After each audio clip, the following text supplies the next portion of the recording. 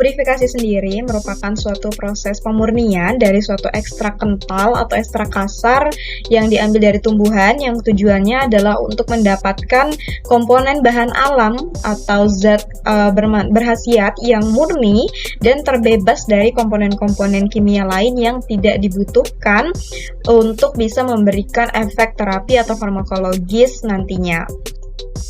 Nah, di sini saya mengacu pada jurnal uji aktivitas antibakteri ekstrak terpurifikasi daun mangga arumanis yang dipublikasikan oleh Dewi Andini Kunti Malangsari dan juga Elia Zulfa pada jurnal Farmasi Galenica, di mana jurnal Farmasi Galenica sendiri itu sudah terakreditasi Sinta 3. Nah, lalu apa yang ingin kita tuju dari proses purifikasi itu sendiri? Jadi, proses purifikasi utamanya adalah proses purifikasi ekstrak daun mangga arumanis, bagaimana dalam jurnal ini, itu adalah untuk meminimalkan zat balas itu ikut tersari. Jadi, zat balas itu adalah pigmen-pigmen yang dia ikut serta dalam ekstrak kasar itu, tetapi dia tidak bisa memberikan efek terapi sebagaimana senyawa utama, yaitu berupa flavonoid kalau di sini. Bisa saja dia tidak memiliki efek terapi. Atau yang kedua, justru dia bisa memberikan penurunan atau meminimalkan efek terapi dari zat yang ingin kita angkat atau kita ambil atau kita tarik, yaitu berupa flavonoid, sehingga diperlukanlah proses purifikasi supaya zat balas ini tidak ikut dalam ekstrak yang akan kita uji dan kita menjadikan sebagai obat nantinya.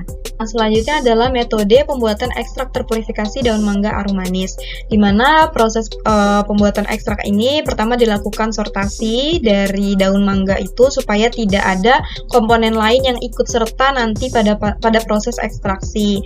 Nah, di mana setelah didapatkan daun mangga arumanis yang sudah disortasi, kemudian ditiriskan, bersih, kemudian juga segar, kita keringkan dengan menggunakan oven pada suhu 50 derajat Celcius. Jadi, di sini pemilihan suhu yang tepat itu juga sangat berpengaruh terhadap kualitas dari senyawa yang ingin kita ekstrak.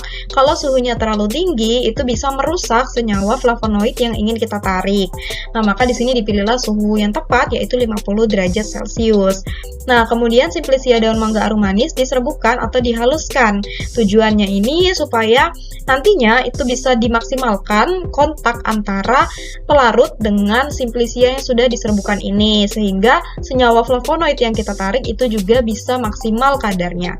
Nah, setelah itu, setelah diserbukkan, maka kita langsung masuk ke proses ekstraksi. Di sini menggunakan metode maserasi dengan pelarut etanol 96%. Nah, kenapa dipilih etanol 96% di sini? Karena sebagaimana prinsip like dissolve like, yaitu suatu pelarut itu akan cenderung melarutkan senyawa yang memiliki tingkat kepolaran yang sama.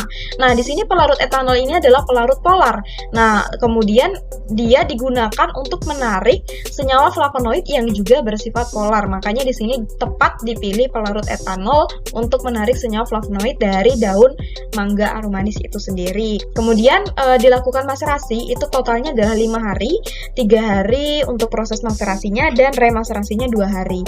Kemudian dipekatkan di sini dengan rotary evaporator. Nah, rotary evaporator sendiri itu alat pemekatan yang dia prinsipnya adalah mengubah bentuk dari pelarut yang tadinya cair menjadi uap, sehingga nanti banyak pelarut yang teruapkan dan kadar senyawa aktif atau senyawa yang memiliki khasiat tadi itu bisa lebih meningkat atau bisa lebih maksimal.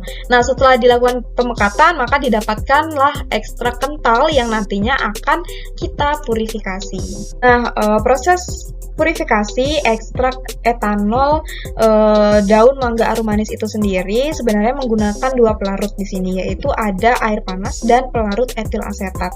Jadi pertama dia disuspensikan dulu dengan air panas, kemudian baru dimasukkan ke dalam corong pisah dan dimasukkan pelarut etil asetat di dalam corong pisah tadi.